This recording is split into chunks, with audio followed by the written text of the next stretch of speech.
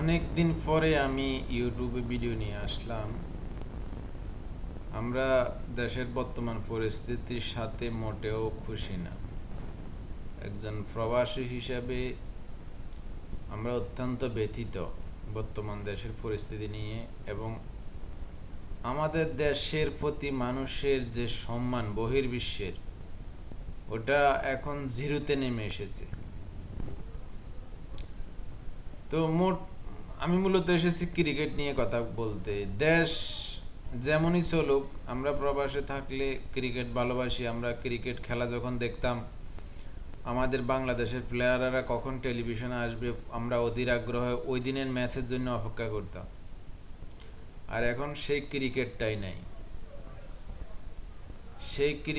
নাই। বাংলাদেশ বিশ্বকাপে খেলবে না, এটা তো আমি বিশ্বাসই করতে পারি না ভাই।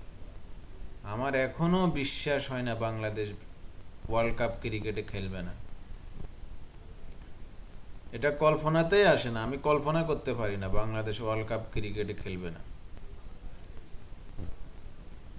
সামান্য দেশের সম্মানের কথা অজুহাতে জামাত শিবিরের চক্করে পড়ে এ বুলবুল গংরা আর মাথা মোটা আসিফ, জামাতি গংরা, যারা বিনোদন বিনোদন ধ্বংস করতে চায়, যাদের খেলার দরকার নেই, নাচ গানের দরকার নেই, গানের দরকার নেই। জামাতের তো কয়েকটি ভার্সন, তৌহিদি জনতা একটা ভার্সন। যারা চায় বিনোদন বলতে কিছুই না থাকুক, বিনোদন বলতে একটাই জিনিস, সেটা হলো 4টে বিয়ে। 4টে বিয়ে করো, ঘরের মধ্যে বিনোদন নাও, আর কোনো বিনোদন দরকার নেই, কোনো শিল্প চর্চার দরকার নেই। তো আপনারা যারা নিজেদেরকে অতি চালাক মনে করেন, অতি চালাকের দাবিদার, দেশের সম্মানের কথা বলে ক্রিকেটটাকে ধ্বংস করলেন। আপনারা যখন মানুষ পুড়িয়ে মারে তখন দেশের সম্মান যায় না, সে ব্যাপারে তো কিছু বলতে শুনি নাই। যখন ধর্ষণ করে তখন সম্মান যায় না। যখন মানুষের বুকে পাথর মেরে জীবন্ত মানুষকে মারেন, জীবন্ত মানুষকে পুড়িয়ে মারেন, তখন সম্মান যায় না।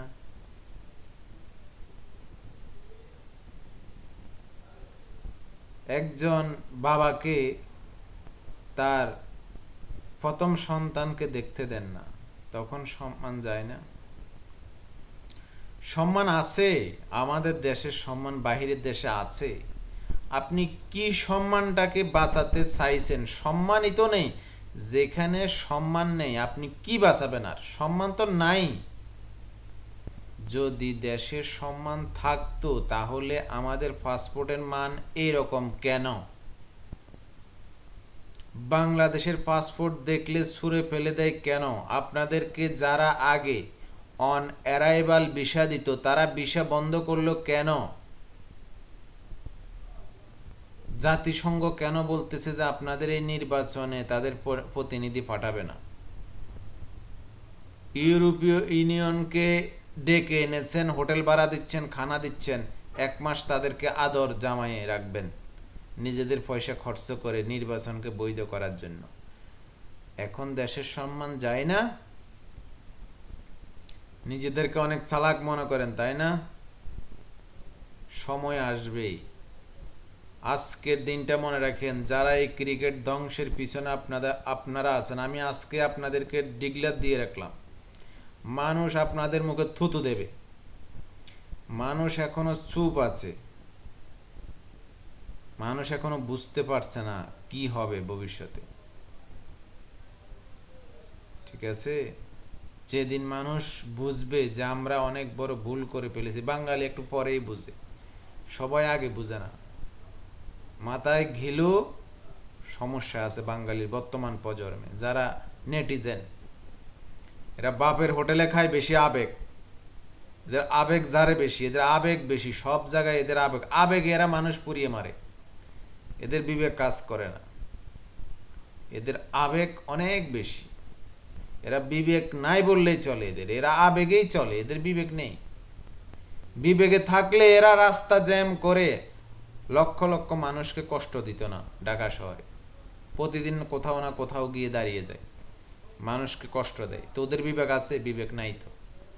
ঢাকা শহরে স্টুডেন্টদের 50-60% স্টুডেন্টরা এখন বিবেক ব্যবহার করে না, আবেগ ব্যবহার করে।